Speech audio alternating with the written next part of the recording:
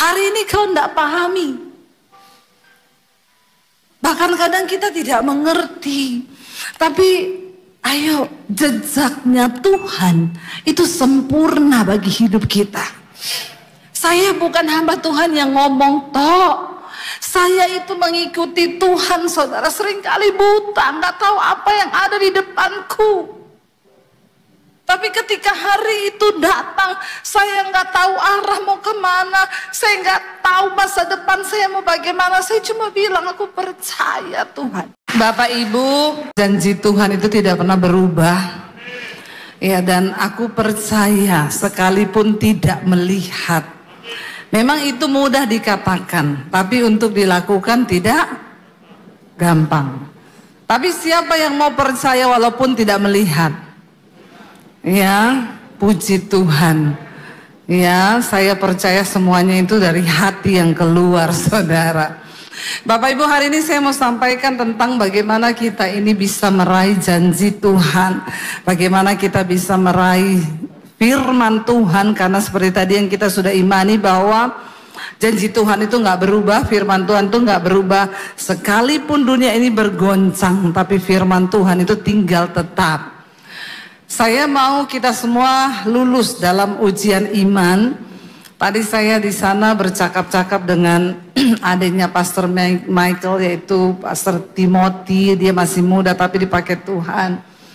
Dan dia bertanya kepada saya gini, Bu, luar biasa ya Ibu dipakai Tuhan sekarang itu. Bagaimana tips apa yang Ibu kira-kira ada enggak ya buat saya ini bisa belajar? Saya bilang, hari ini saya bisa ada seperti ini tuh hanya karena Tuhan dan hanya karena kepercayaan Tuhan. Dan kenapa saya bisa ada seperti hari ini itu karena saya melewati banyak ujian dan kami bisa lulus karena bersama Tuhan. Bapak Ibu, saya percaya setiap kita ini seperti perjalanan bangsa Israel. Semua kita itu punya tanah perjanjian yang Tuhan mau kita tuh sampai di sana. Dan sampai atau tidak kita di sana, waktunya itu cepat atau lambat tergantung pada ketaatan kita kepada Tuhan. Ada orang yang umurnya sudah 70 tahun, 80, tapi dia masih muter-muter di padang gurun. Ada orang yang mungkin baru bertobat, tapi dia mengalami terpaan, dia mengalami banyak ujian iman dari Tuhan, dan dia menang bersama Tuhan. Mungkin baru umur 40-50 dia sudah capai tanah perjanjian yang Tuhan sudah sediakan buat dia. Nah, pertanyaan saya hari ini, apakah kita semua sudah mencapai tujuan Tuhan itu bagi hidup kita? Atau kita masih berputar hari ini? Tidak ada cara lain untuk mencapai tujuan Tuhan, tanah perjanjian kita itu, selain kita harus melalui ujian demi ujian. Dan iman itu harus diuji, Bapak Ibu. Saya baca di KBBI itu, saudara tahu KBBI itu apa? Kesatuan Bangsa-Bangsa Indonesia. KBBI itu Kamus Besar Bahasa Indonesia, bukan bahasa Inggris. Saya cari di sana arti kata ujian. Ternyata arti kata ujian itu adalah sebuah proses, sebuah persoalan, sebuah proses untuk membuktikan mutu atau kualitas sesuatu atau sebuah benda. Jadi ujian itu ternyata proses yang harus dilewati untuk membuktikan mutu atau kualitas. Kalau kita lihat ketika satu produk itu akan diluncurkan, maka dia harus melalui yang namanya uji, supaya bisa produk itu ditentukan nilai atau harganya itu dari tes uji yang sudah dijalani. Nah, iman kita pun seperti itu. Seringkali ada banyak hal yang tidak mudah kita pahami bersama Tuhan, tapi Tuhan suruh kita harus menjalani itu. Saya ingat dulu, tadi kami ngobrol-ngobrol bersama dengan Pastor Timothy di sana, kita cerita. Lalu suami saya cerita tentang ini dan saya jadi ingat.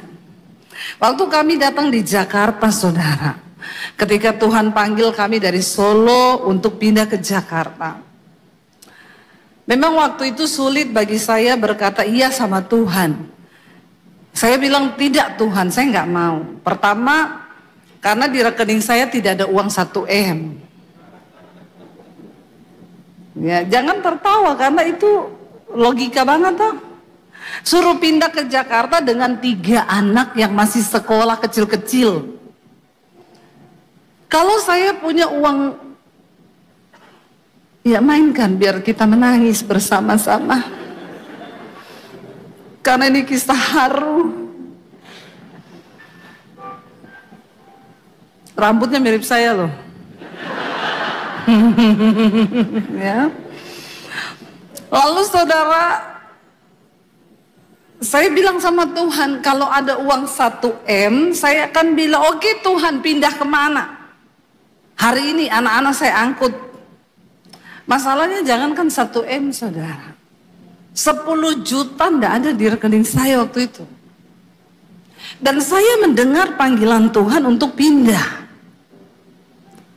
Tapi karena iman, akhirnya kami melangkah.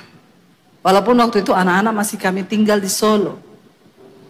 Waktu kami sampai di Jakarta, sama teman kami dibawa ke satu pelayanan. Dan di gereja itu ada orang kaya, saudara.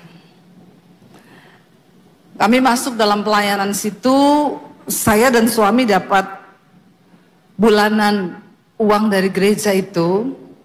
Dan bukan cuma itu, karena orang kayanya itu senang dengan pelayanan kami. Dia kasih mobil buat kita pelayanan, lalu dia tanya, "Loh anak-anak mana?" "Masih di Solo, Pak." "Angkut, bawa ke sini, angkut." Tapi kami belum punya rumah karena sekarang kami masih numpang tinggal di orang. "Kontrak rumah, kontrak. Nanti saya isi semua sama isi-isinya." Plus dikasih mobil. Nanti setiap bulan dari saya pribadi, saya akan kasih juga kalian untuk menopang pelayanan.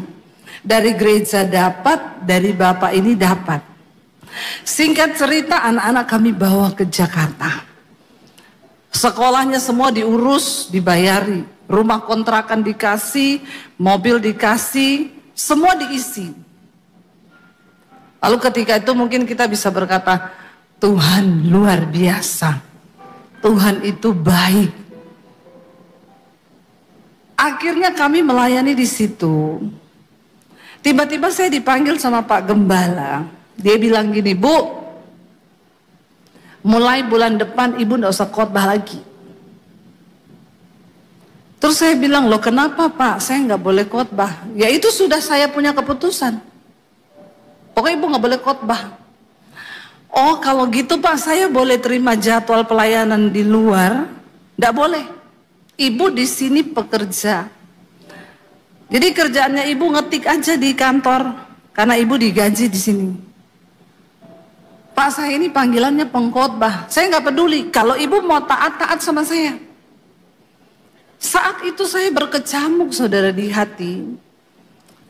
Saya bilang saya harus tanya Tuhan ini karena oke, secara keuangan kami udah nggak ada masalah, lebih dari cukup. Mobil ada, rumah ada, fasilitas semua ada. Anak-anak udah datang. Tapi saya bilang saya harus tanya sama Tuhan karena tidak sejahtera hati ini. Saya masuk di ruang doa hari itu, saya menangis sama Tuhan. "Tuhan, aku tidak sejahtera Tuhan dan aku harus membuat satu keputusan." Lalu saya dengar suara Tuhan bilang begini, "Aku panggil engkau jauh-jauh dari Solo. Bukan untuk menikmati kenyamanan. Tapi kamu harus menjalani panggilanmu sebagai pemberita kebenaran. Kamu harus berkhotbah menyampaikan isi hatiku. Tapi saya bilang, Tuhan, kalau saya memilih begitu berarti saya harus tinggalkan semuanya. Kami harus mulai lagi dari nol, bahkan mungkin minus karena anak-anak sudah ikut. Tuhan bilang, ikut aku. Karena aku jauh-jauh bawa kamu dari Jakarta bukan untuk ikut orang kaya itu, atau untuk ikut siapapun, tapi kamu harus ikut aku. Saya cuma bilang, saya mau tanya sama suami saya untuk minta konfirmasi. Kalau suami saya ngomong iya, ya jujur saudara, saya mau tanya, kalau hari itu saudara jadi saya, kira-kira saudara putuskan pergi dengan harapan hidup yang nggak ada uang sama sekali dan semua fasilitas ditarik, mobil harus kamu kembalikan dan kami juga harus kontrak rumah lagi, tidak ada yang bayari, gaji bulanan hilang, semua hilang, atau tetap dalam panggilan Tuhan tapi ya kehilangan semuanya, atau tetap menikmati kenyamanan? Kalau saudara jadi saya, berapa banyak yang pilih untuk pergi dari situ? Tidak ada.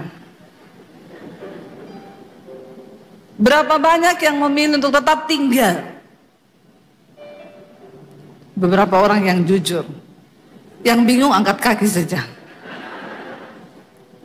Sulit, itu adalah satu keputusan yang sulit.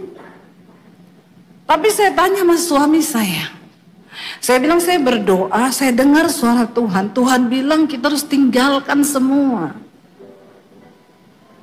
Suami saya bilang begini, kalau Tuhan yang suruh, maka kita harus taat sama Tuhan. Saya bilang, gak peduli dengan anak 3 yang gak tahu mau makan apa. Tapi saya bilang, Tuhan yang panggil kita loh. Dan kita harus lebih percaya sama Tuhan.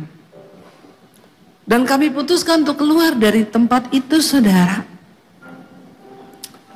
Dengan gak tahu arah mau kemana, kami kembalikan mobil. Waktu pengusaha itu tanya, itu kenapa Bu Debbie sama suaminya pergi dari sini? Saya difitnah. Mereka dibayar lebih mahal di gereja besar. Dan saya tidak punya kesempatan untuk ketemu pengusaha itu menjelaskan semuanya. Beberapa orang bilang, temui bu, ibu harus temui. Tuhan bilang, tidak perlu. Kamu gak perlu temui siapapun. Karena semua yang terjadi itu aku izinkan. Jadi saya cuma menangis hari itu dengan suami. Lalu kontrakan rumah jatuh tempo bulan depan. Lalu kami berdoa minta tanda sama Tuhan. Tuhan, yang kami punya tuh cuma satu sekarang yang bisa dijual. Karena kita nggak punya investasi apa-apa. Mas Batangan nggak ada, adanya Mas Daniel. Yang kita punya cuma rumah di Solo. Lalu kita berdoa begini, Tuhan kami minta tanda. Kalau Tuhan izinkan kami memang tetap di Jakarta, itu panggilan Tuhan, maka kamu minta tanda, kami akan jual rumah di Solo. Kalau dalam waktu 1 minggu ada yang beli rumah itu, maka berarti Tuhan izinkan kami menetap di Jakarta. Karena bulan depan kami harus berkontrakan 15 juta dan saya tidak punya uang. Akhirnya kami berdoa, kami iklankan rumah itu. Nggak 1 minggu, 3 hari laku. Yang beli itu dia datang bawa uang cash di kresek. Dan akhirnya kami memulai lagi hidup bersama dengan Tuhan di Jakarta. Saudara, waktu kita akan menggenapi tujuan dan panggilan Tuhan dalam hidup kita, untuk kita juga boleh menikmati janji Tuhan. Ya, ada ujian yang harus kita jalani supaya iman kita tuh terbukti. Kita akan belajar hari ini dari satu tokoh di Alkitab yang bernama Ayub. Saya tidak akan cerita lagi bagaimana penderitaan yang Ayub alami, karena saya tahu saudara sudah baca semua kitab Ayub dan kita sudah sering mendengarkan khotbah tentang Ayub. Tapi hari ini saya pengen kita belajar dari ketaatan Ayub, apa yang dia lakukan sehingga dia bisa menang sampai di garis akhir. Bahkan Tuhan kembalikan lipat kali ganda semua yang pernah hilang. Berapa banyak yang mau? Buka bersama yuk, Ayub pasal 23. Ayub pasal 23 ayat yang ke-10 mulai, saudara, kita lihat bersama. Ada beberapa hal yang Ayub kasih kita untuk belajar hari ini. Bagaimana kita menjalani iman bersama dengan Tuhan. Karena apa? Karena ia tahu jalan hidupku. Seandainya ia menguji aku, maka aku akan timbul seperti emas.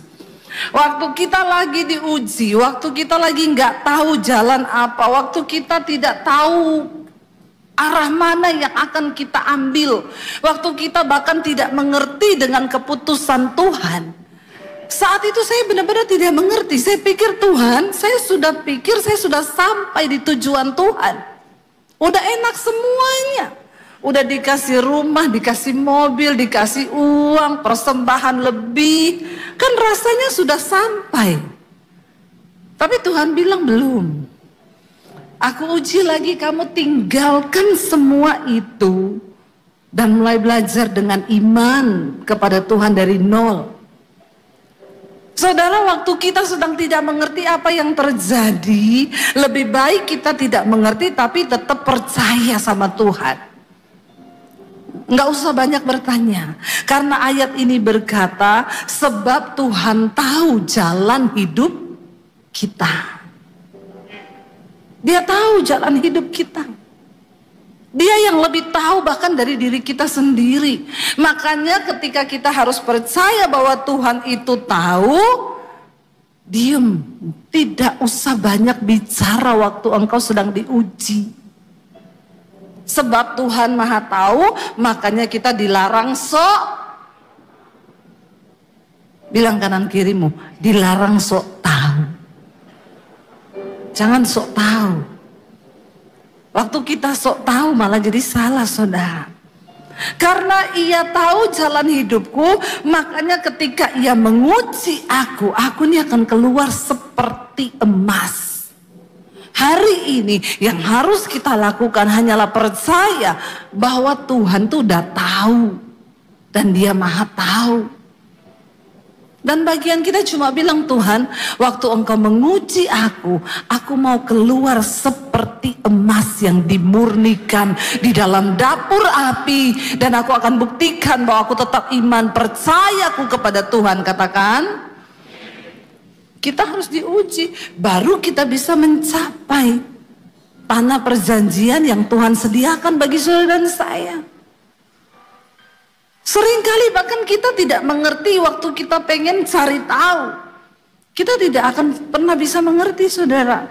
Karena memang jalan Tuhan itu tidak terselami dengan akal pikiran manusia. Terlalu kecil kita ini kalau pengen cari tahu. Makanya daripada kita cari tahu, kita tidak tahu, malah sok tahu. Lebih baik hari ini belajar bilang, Tuhan, aku tahu engkau tahu jalan hidupku. Amin, saudara. Bahkan saya bilang waktu ketika saya juga diusir dari rumah, saya kan tidak pernah tahu akhir cerita hidup saya itu mau seperti apa. Saya tidak pernah menyangka, saya tidak pernah menduga Tuhan akan bawa saya di titik ini hari ini, sehingga hari ini saya bisa berdiri di GSJS, saudara. Amin. Ini yang berdiri di sini bukan orang sembarangan loh, saudara. Saya nggak akan pernah bisa tahu. Tapi bagian saya hanya percaya bahwa Tuhanlah yang tahu hidup saya. Dia tahu jalan hidupku tuh akan seperti apa. Hari ini jalani bersama Tuhan dan bilang aku akan keluar seperti emas murni. Yang kedua, saudara, lihat ayat yang berikutnya. Apa yang Ayub lakukan, saudara, sehingga dia itu melihat. Ini agak lain ya.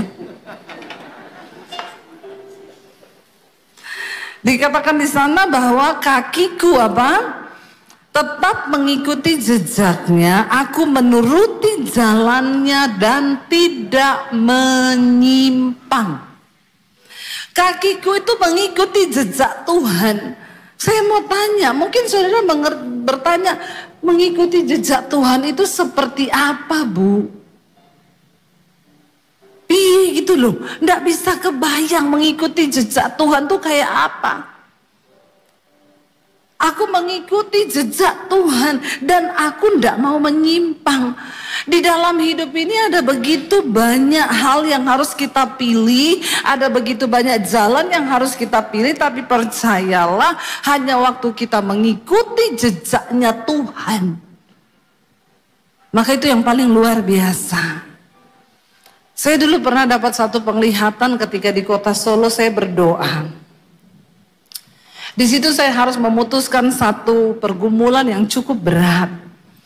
Saya bilang, Tuhan, saya nggak berani berjalan. Kalau Tuhan ngomong A, itu nggak masuk akal saya, dan itu saya secara daging manusia saya nggak bisa pilih itu Tuhan, karena begitu bertentangan dengan logika saya. Saya berdoa puasa untuk keputusan itu, saudara. Dan tiba-tiba ketika saya doa puasa, saya dapat penglihatan. Saya berdiri di padang gurun, dan itu jalannya berkelok-kelok, nggak tahu di mana ujungnya. Lalu saya bilang gini, Tuhan, aku nggak mau melangkah di jalan ini karena saya tidak tahu ujungnya ada di mana. Tiba-tiba saya dapat penglihatan Tuhan Yesus itu turun di depan saya, dia pakai jubah putih. Spontan saudara, karena saya ada di jalan itu, saya takut, saya tangkap ujung jubah Tuhan Yesus itu. Lalu Tuhan tuh menoleh ke belakang, dia berkata begini, selama aku di depanmu, seburuk apapun jalan itu, berjalanlah, sebab aku berada di depanmu dan engkau akan tahu kemana aku akan bawa hidupmu. Saudara, dari situ saya tahu bahwa selama kita mengikuti jejaknya Tuhan, seringkali bertentangan dengan logika manusia, keputusan yang harus kita buat, tapi itu jalan Tuhan. Tuhan bilang, selama aku di depanmu, jalan, jangan pernah menyimpang dari jalannya Tuhan. Saya tuh ingat dulu, saya ketika itu baru belajar pakai Google Map. Di Jakarta saya pelayanan, saya nyetir sendiri karena suami juga ada pelayanan. Saya pakai Google Map, saya enggak lihat, saya cuma dengar suaranya, saya taruh di kursi samping karena saya konsen untuk nyetir. Saya ikuti, dia bilang 200 meter belok kiri, di depan putar balik, 500 meter belok kanan. Saya ikuti. Saudara tahu, tiba-tiba saya tembus di dapurnya orang. Saya kaget lihat, ada cucian, ada piring, ada gelas. Saya ini di mana ya? Kenapa ini di belakang dapurnya orang? Saya diteriaki. Saya buka kaca, Bu, ini ada jalan tembus nggak ya? Saya tuh ngikuti Google Map. Pertanyaannya, ibu itu kenapa bisa masuk ke sini? Saya bingung, saya telepon suami saya, aku tuh ngikuti Google Map, tapi aku tembus di dapurnya orang. Terus suami saya ngajari saya, coba kamu lihat settingannya. Saya buka, ternyata settingannya untuk motor. Lalu saudara, jangan amin Pak. Apa-apa amin, saya siksa waktu itu Pak. Enggak amin Pak. Menderita kalau bikin jalan sendiri tuh nggak ngerti. Saya tanya, Bu, saya bisa putar balik? Nggak bisa. Ibu putar balik masuk got, sebelahnya sawah, got. Terus Bu, jalani aja, biar rasa sendiri tuh tahu kamu kenapa masuk ke sini. Jadi saudara, saya tuh jalan lewati dapur-dapurnya orang, pelan-pelan saya nyetir, dimaki-maki semua orang yang saya lewati. Ya, belum lagi akhirnya perjalanan yang harusnya 1 jam jadi 2,5 jam. Dan hidup saya bikin ribet banyak orang. Orang itu kalau menyimpang dari jalannya Tuhan, kau harusnya nyampe tuh 2 tahun lagi tuh. Tapi karena engkau menyimpang, akhirnya perjalananmu jadi 50 tahun. Dan bukan cuma itu, hidupmu tuh bikin ribet orang. Ada enggak orang-orang lain yang hidupnya bikin ribet orang? Kalau kau nggak bisa jadi berkat buat orang, setidaknya jangan jadi batu sandungan. Kalau kau nggak bisa memberkati orang dengan kebaikan, setidaknya kau jangan bikin hidup orang susah. Amin Bapak Ibu. Kau yang utang, kenapa saya yang dikejar-kejar? Ya enggak? Ada orang, Bu, tolong dong Bu Debbie, jam 00 malam ini Bu, mobil saya mau ditarik Bu, tolong Bu bayarin. Dalam hati saya, kenapa saya jadi deg-degan ya?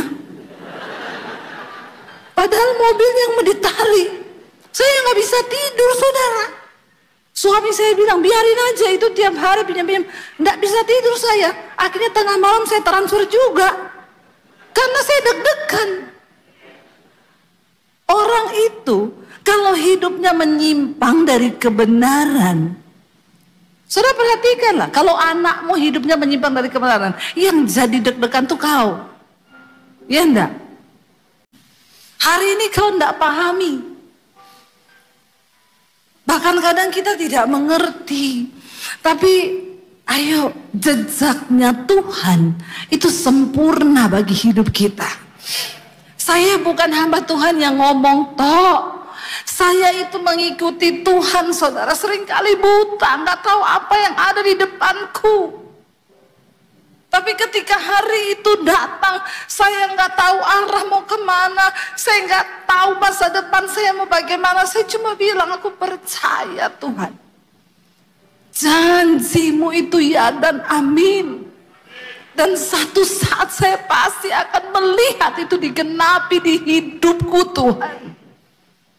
Walaupun manusia lain mungkin berkata goblok, bodoh, ngapain ikut Tuhan sampai sebegitunya. Ada upah saudara yang menanti engkau. Waktu engkau setia dan terus berpikir bagaimana aku mencapai tujuan Tuhan dalam hidup ini. Karena waktu kita mati satu saat nanti, ya akan Tuhan tanya, apakah engkau sudah mencapai panggilanku atas hidupmu? Karena saya mau bilang hari ini saudara, jangan sia-siakan waktumu untuk melakukan hal-hal yang bodoh. Karena kita tidak pernah tahu kapan kita dipanggil Tuhan. Sedih mendengar beberapa waktu yang lalu di Jakarta, satu nightclub terbakar. Dan di sana bahkan ada beberapa jenazah yang tidak bisa ditemukan karena jadi abu. Benar-benar seperti dikremasi. Saya cuma mau bilang, mengingatkan kita begini. Kita nggak pernah tahu kita ini akan mati di mana. Karena tidak semua orang akan mati di tempat tidur. Teman saya suaminya meninggal di bandara waktu lagi nunggu bagasi. Sehat, nggak ada sakit. Lagi nunggu bagasi jatuh mati. Malam itu saya yakin mereka juga tidak menyangka kalau itu adalah malam terakhir. Dan mereka nggak sadar kalau akan terjadi kebakaran itu malam itu. Saya cuma mau bilang hari ini, coba engkau renungkan kembali, kemana engkau akan pergi, hei anak-anak muda. Itu video yang beredar, mereka teriak ketika sudah tidak menemukan jalan keluar, sudah terkurung dengan asap. Semua orang komen gini, kok nggak ada yang nyebut nama Tuhan ya? Yang satu panggil temennya, yang satu panggil siapanya, tapi nggak ada yang menyebut nama Tuhan di situ. Ya mungkin karena memang di tempat seperti itu orang tidak ingat Tuhan lagi. Saya cuma mau ngomong saudara, tidak main-main. Kenapa saya selalu berkata, cari Tuhan. Kejar Tuhan, ikuti jejaknya Tuhan.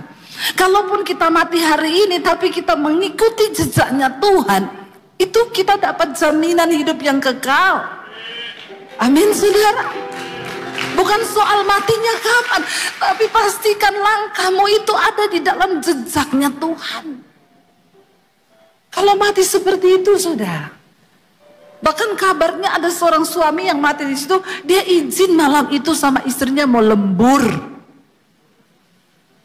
Ternyata pergi ke tempat maksiat, dugem.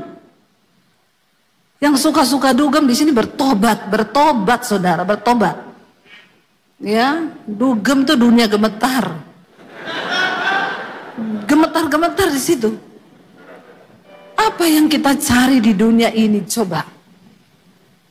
Ikuti jejaknya Tuhan, bukan soal ya kan? Ngeri loh, ngeri. Saya coba membayangkan itu bagaimana mereka teriak, aku mau mati, tolong. Udah asap semua, nggak temukan jalan keluar. Ya semoga mereka sempat bertobat hari itu.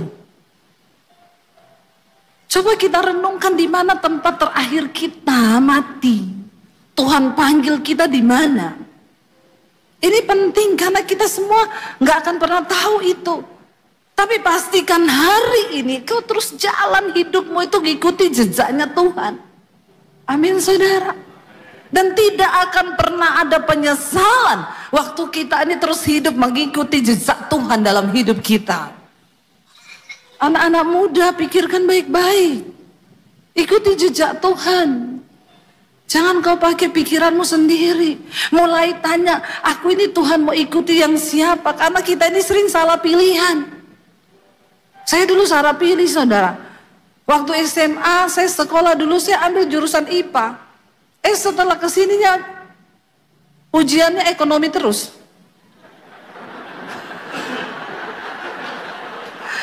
Padahal jurusannya IPA loh. Tapi ke ujiannya ekonomi terus ya. Banyak kan yang salah pilih toh. Ketahuan nih ujian ekonomi terus toh. Urusan jatuh tempo. Itu yang banyak. Karena kalau kita salah pilih arah, kita menyimpang dari jalannya Tuhan saudara. Yang pertama, hidupmu ribet. Yang kedua, kau meribetkan hidup orang lain. Hai suami, jangan ribetin hidup istrimu karena kau menyimpang dari jalan Tuhan. Hai istri, jangan bikin ribet hidup suami dan anak-anakmu karena kau menyimpang dari jalan Tuhan. Hai orang tua, jangan bikin ribet anak-anakmu karena kau menyimpang dari jalan Tuhan. Saya tuh dengar anak saya bilang, itu teman saya papa mamanya tiap hari berantem, sekarang anaknya kasihan. Makanya anaknya ngerokok, dugem dan lain sebagainya karena lihat orang tuanya tuh menyimpang dari jalan Tuhan.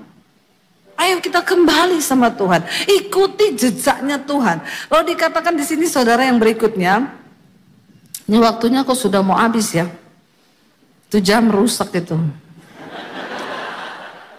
Baca bersama yang berikutnya dikatakan, perintah dari bibirnya tidak kulanggar, dalam sanubariku kusimpan ucapan mulutnya. Taruh firman Tuhan dalam hati kita. Jangan langgar firman Tuhan. Taruh ucapan, kalau firman ada dalam hati kita saudara, maka kita tidak mungkin melakukan hal-hal yang tidak sejalan dengan Tuhan. Karena firman itu yang akan menuntun langkah hidup kita. Amin. Simpan firman di hatimu. Karena itu baca Alkitab. Renungkan firman Tuhan. Dengerin khotbah. Kita nggak pernah tahu hidup kita sampai kapan. Taruh firman dalam sanubarimu. Lalu dikatakan di sana yang terakhir kita baca, tetapi Tuhan tidak pernah berubah. Dengar baik-baik, Tuhan gak pernah berubah. Sekalipun dunia ini berubah, Tuhan tidak pernah berubah. Janjinya tidak pernah berubah saudara. Karena itu kitalah yang harus berubah untuk mengejar Tuhan. Tuhan tidak pernah berubah. Siapa dapat menghalangi dia? Dia punya kedaulatan atas hidup kita. Apa yang dikehendakinya dilaksanakannya juga. karena ia akan menyelesaikan apa yang ditetapkan atasku, dan banyak lagi hal yang serupa itu dimaksudkannya. Sekali Tuhan berfirman, Dia akan lakukan itu dalam hidupmu. Sekali Dia merencanakan hal yang besar atas hidupmu, maka Dia tidak pernah menyerah dengan engkau, saudara. Dia Tuhan yang akan terus mau membawa kita ini kembali kepada panggilan dan rencana Tuhan. Nah, saya berdoa biar setiap kita hari ini mau menggenapi itu. Biar setiap kita itu mau berkata, Tuhan, di waktu sisa hidupku ini, aku mau pakai sungguh-sungguh Tuhan untuk menggenapi setiap panggilan Tuhan atas hidupku. Karena Dia tidak pernah gagal dan Dia tidak pernah berubah. Dia melaksanakan apa yang menjadi ketetapannya dalam hidup kita. Sekalipun dunia berubah, Tuhan gak pernah berubah. Bangkit berdiri bersama. Tidak selamanya kita harus mengerti jalan Tuhan, tapi untuk selamanya kita harus belajar percaya kepada Tuhan. Sekalipun mengikuti jejaknya itu berat. Seringkali apa yang kita mau secara daging tidak terjadi. Tapi percaya saudara, waktu kau ikut jejaknya Tuhan. Ayub berkata begini, saudara. Perintah dari bibirnya tidak kulanggar. Dalam sanubariku kusimpan ucapan mulutnya. Mari dengarkan firman Tuhan dan simpan itu dalam hatimu. Waktu engkau menyimpan firman dalam hatimu, maka firman itu yang akan menuntunmu, saudara, untuk mulai mengikuti kehendak Tuhan. Waktu kau simpan firman dalam hatimu, maka firman itu yang akan berkuasa membawa engkau sampai pada tujuannya Tuhan. Karena firman itu berkuasa, dan firman itu dikatakan akan mengerjakan setiap apa yang disuruhkan Allah untuk terjadi dalam hidup kita. Bahkan Ayub berkata begini, tetapi Tuhan itu tidak pernah berubah. Siapa dapat menghalangi Tuhan? Perhatikan saudara, kalau hari ini engkau belum mencapai satu tujuan di hidupmu, jangan salahkan orang lain. Jangan pernah salahkan, gara-gara dia ini saya nggak bisa dapat ini. Jangan pernah salahkan, nih gara-gara dia ini sampai saya hari ini harus begini. Waktu Tuhan yang menentukan untuk engkau dapat mencapai sesuatu, maka dikatakan tidak ada yang bisa menghalangi Tuhan. Tidak ada yang dapat menghalangi kuasa Tuhan yang besar untuk membawa engkau digenapi janji itu dalam hidupmu. Nggak ada. Tidak ada satu manusia yang berkuasa pun, saudara, yang dapat menghalangi jalan Tuhan atas hidupmu. Bagian kita cuma duduk di kaki Tuhan dan belajar percaya. Ajar kami memahami Tuhan, apa maksudmu dari setiap ujian ini. Waktu kau tahu bahwa ayat ini berkata, siapa dapat menghalangi Tuhan?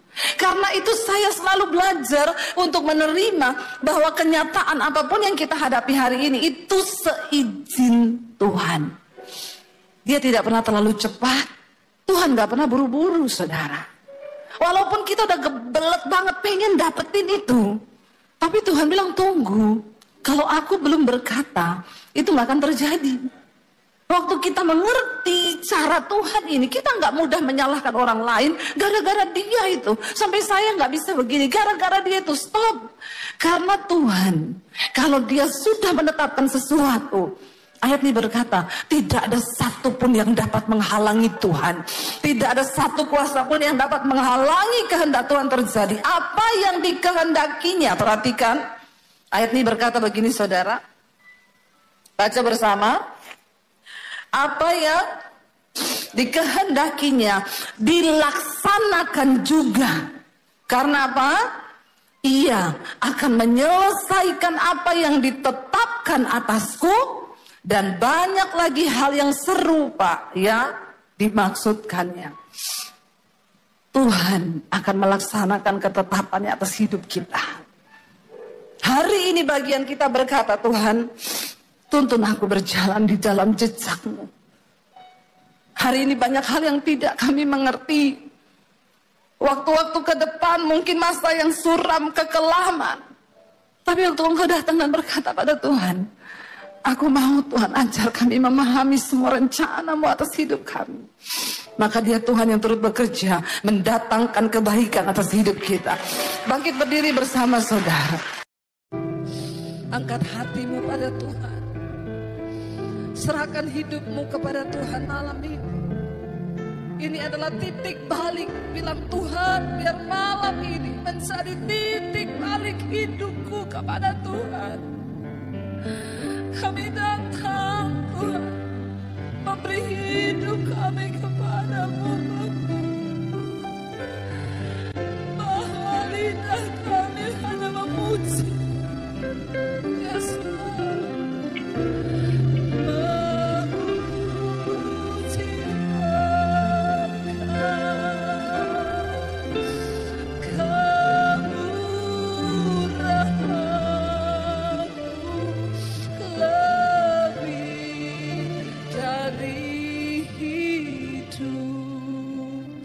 Tutup mata dalam hadirat Tuhan. Bapa, lihat setiap hati kami malam ini. Kami datang Tuhan. Tuhan yang tahu hidupmu masing-masing, saudara. Dan malam ini Dia cuma mau Engkau beri hidupmu yang sungguh-sungguh bagi Dia. Tidak peduli dosa apapun yang sedang hari ini Engkau lakukan. Tuhan tidak pernah melihat masa lalu, tapi Dia tunggu engkau yang sekarang untuk menyerahkan hidupmu kepada Tuhan.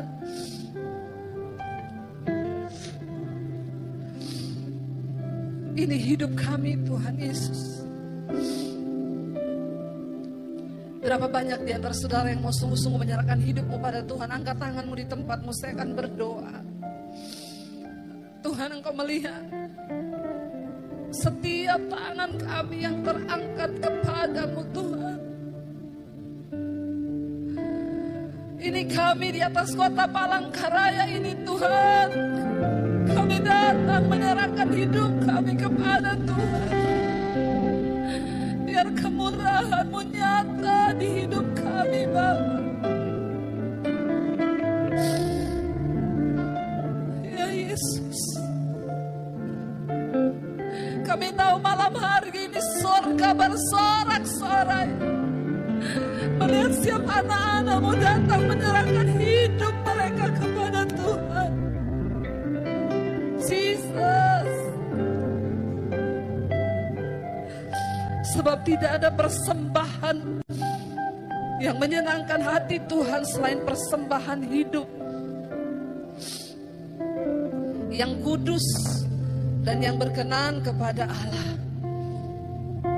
Apapun keadaan kami malam ini, kami mau berkata sekali Yesus, kami mau tetap pilih Yesus saja dalam hidup kami. Tuhan, apapun yang sedang mereka alami dalam hidup mereka malam ini, hamba percaya Engkau yang Maha Tahu. Yang terikat dengan dosa sudah dilepaskan dalam nama Tuhan Yesus. Yang sakit malam ini Tuhan sembuhkan dalam nama Yesus. Yang mengalami pergumulan yang berat malam ini Tuhan lepaskan dalam nama Yesus. Kami mau berkata malam ini ketika kami sudah memilih Yesus,